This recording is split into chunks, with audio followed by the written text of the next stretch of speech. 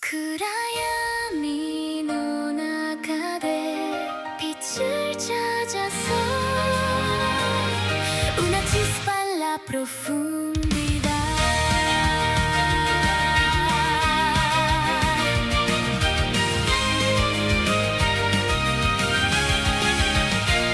Lejos de la luz del sol, donde la piedra es rey, bajamos al abismo siguiendo una promesa. El eco de los martillos resuena en la pared, pero la luz de mi alma nunca se dispersa. Sombras de gula intentan devorar el valor. Turiochiana. Juntas haremos que la tierra vuelva a brillar. Enciende la chispa que brilla en la mina.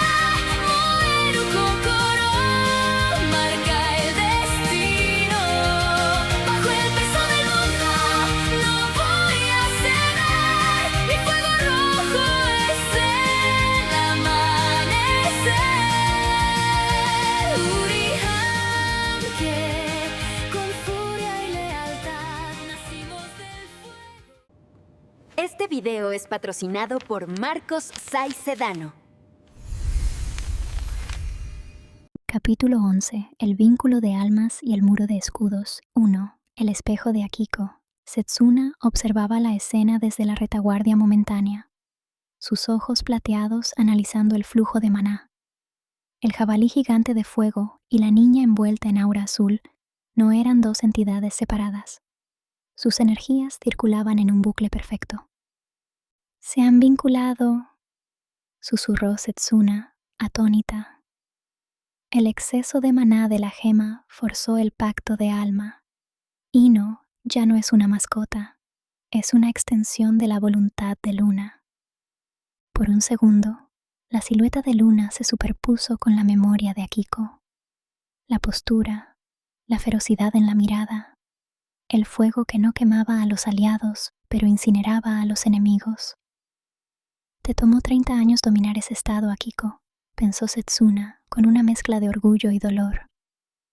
«Tu hija lo ha tocado por un instante, gracias a la desesperación y una gema real.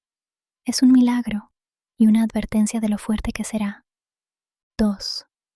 La orden del rey, ni un paso atrás. En el frente, los enanos estaban boquiabiertos.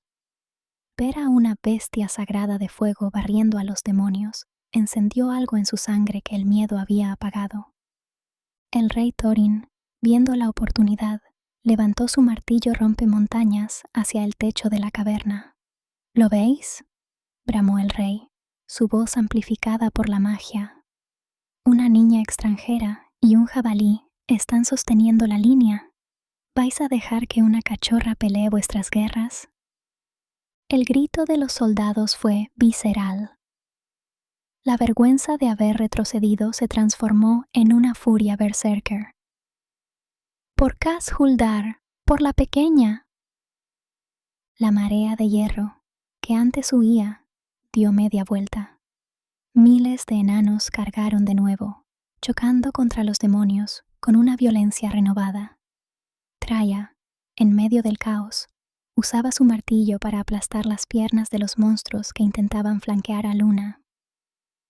«Eso es, venid por más», gritaba Traya, con una sonrisa salvaje. 3. El miedo y la codicia de la gula. Belcebú retrocedió un paso. Una de las llamas de Ino le había rozado el brazo y la quemadura no sanaba. Su piel inmortal, que resistía el acero, se ampollaba ante ese fuego místico. «Fuego celestial», pensó el general, sintiendo un escalofrío que no sentía desde hacía siglos. «Quema mi corrupción». El miedo le duró un segundo, reemplazado por una codicia rabiosa. «Shiro querrá ver esto», gorgoteó Belcebú, sus múltiples ojos inyectados en sangre negra. «Si le llevo esa cola, el poder que me dará será infinito». Ignorando a sus propias tropas que morían bajo los martillos enanos, Belcebú se lanzó al ataque. Se movió con una velocidad antinatural para su tamaño, esquivando al rey y a Setsuna, directo hacia Luna. «Tu cola es mía, niña», chilló, extendiendo una garra gigante. 4. El muro inquebrantable. Luna, exhausta por mantener el hechizo, vio la garra venir. No tenía tiempo de esquivar. Ino estaba ocupado mordiendo a 3 demonios a la vez, pero la garra nunca llegó. Clang.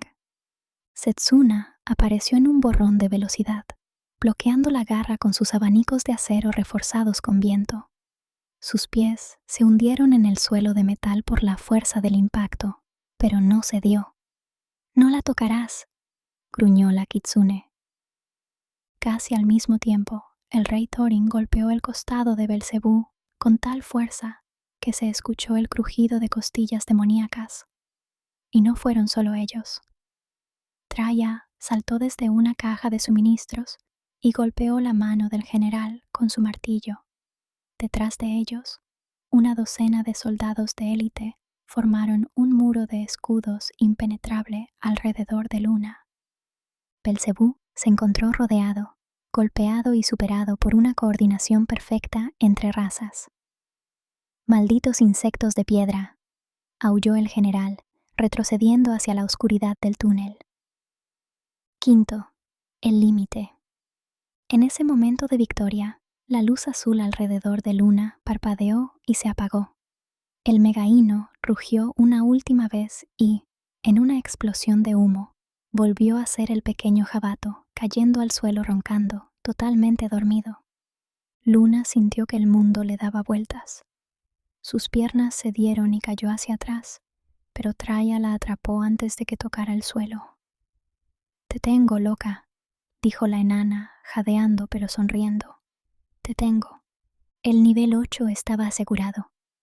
Los demonios, sin su líder que se batía en retirada estratégica al ver que no podía ganar hoy, empezaron a dispersarse hacia las grietas profundas.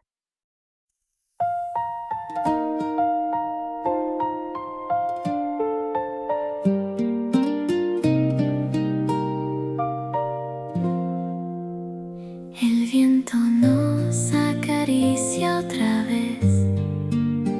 Dejamos atrás la oscura pared. Un plato caliente, un poco de miel y risas que curan la sed. Y no ya duerme abrazando el tazón.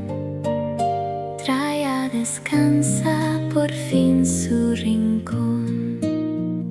No matter how dark the caverns can be, you are the light that is guiding me. Step by step we found our way